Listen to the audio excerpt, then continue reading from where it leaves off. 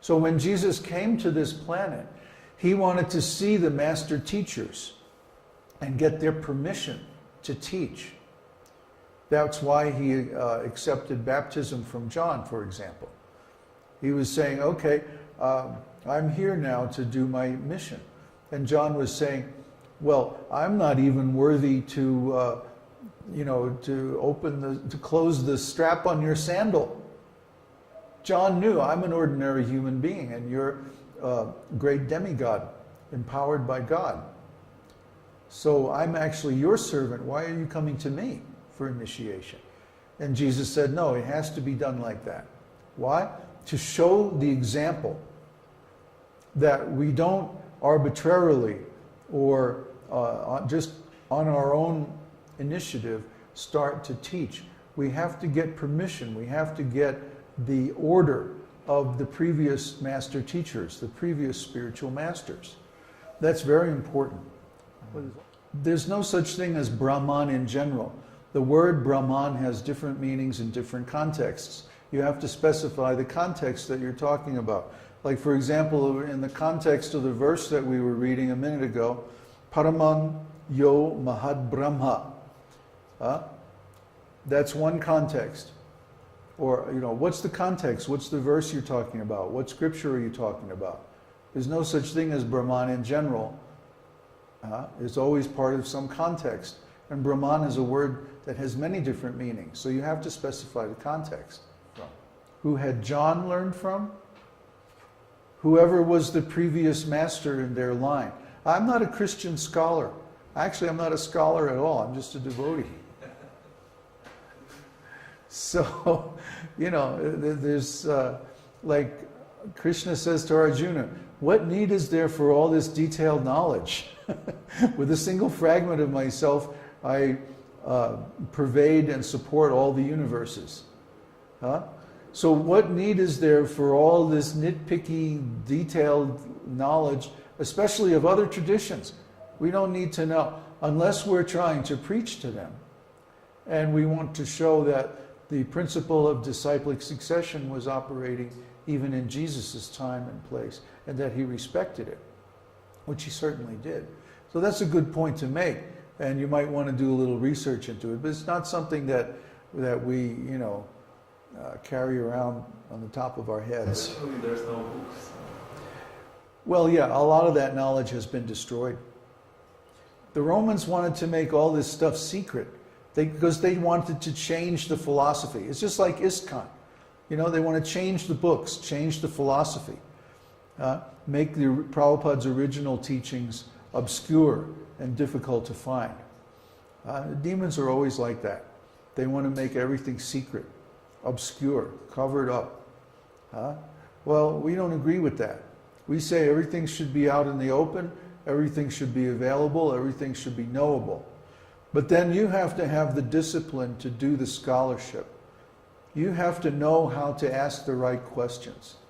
That's why I was instructing John, that you have to know the context of the question you're asking. Otherwise, it's meaningless.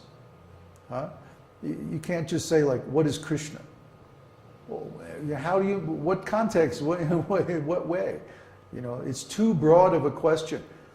There are hundreds and thousands of volumes on the subject of what is Krishna. What exactly are you talking about? You have to narrow the question until it's meaningful, until it's answerable.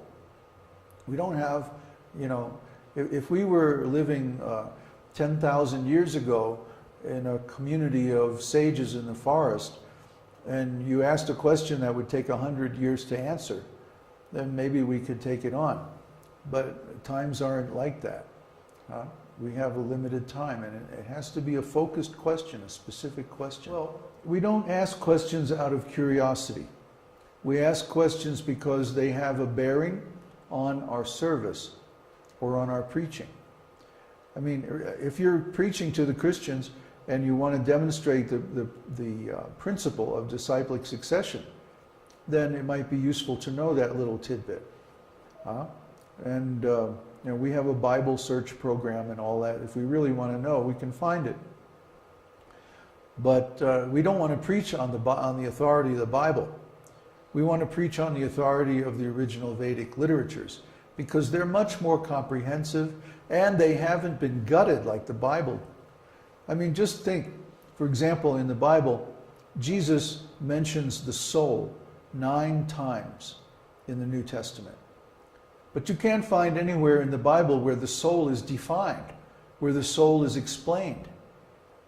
That information doesn't exist in the Bible. Where is it?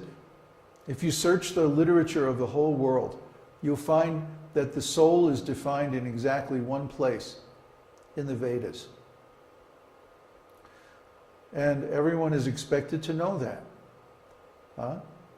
There's no need to define it again because it's already defined.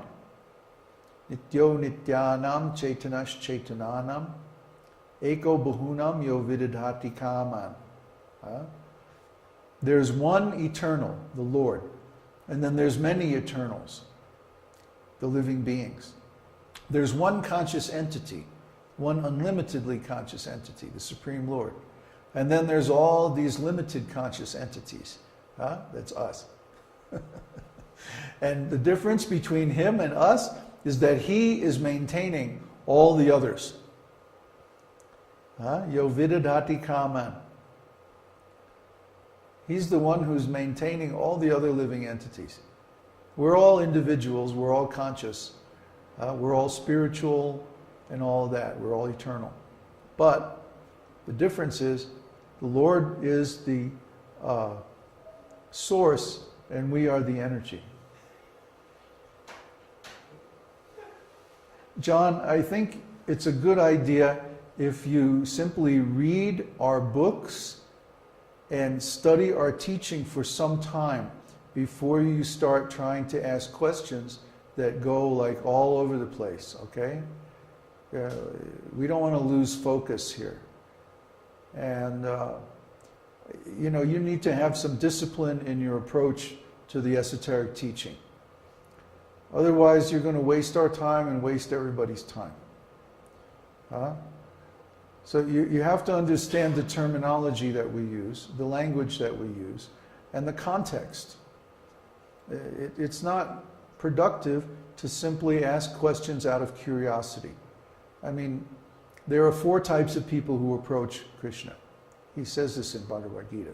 The distressed, those who are in need of wealth, people who are curious, and people who are in knowledge. Those 4 kinds of people approach Krishna and perform devotional service. And the funny thing is, when the person who's distressed is released from their distress, then they fall away from the path. And when the person who's seeking wealth gets their wealth, then they stop their service and go off and enjoy. And when the person who's curious has his curiosity satisfied, then he's gone. Maybe back next lifetime or whatever. But the person in knowledge knows that serving God is my duty. Whether I feel like it or I don't feel like it, whether I have a need, whether I don't have a need, actually, if we know that we're spirit soul, we know that we have no needs. We're already complete because we're a fragment of the complete. We're an emanation from the complete. Om Purnamadaha Purnamidam Purnam Udachyate. The complete is emanating so many complete units. And we are those complete units. So we're already complete. When we realize our completeness or our relationship with the Lord, that we have an eternal spiritual identity of the same or similar quality to the Lord's, then we realize that all we have to do is give service. We don't have any needs. We're already complete. And when we realize our completeness, that is self-realization. We realize our spiritual nature. We don't need anything. We're here to give. We can give unlimitedly because everything in this material world is simply illusion. It's all temporary. It doesn't really mean anything. It's just like a show on TV, and when the show is over, it's gone, and all those people disappear from the screen. It's over. So, in the same way, we're here to serve. And when we serve the cause of the Supreme Lord, then we benefit and everyone benefits. So we want to advance that cause. We want to serve that purpose. We want to be in relationship with that association. And in that we find our completeness. We understand our real self. Simply to ask questions out of curiosity, it may increase our knowledge. But that's a temporary purpose. That's not the real purpose. The real purpose is to forward God's purpose. The real goal is to achieve God's goals. Well, he's got a lot of false ego, you know. People with false ego aren't comfortable when they're told the truth.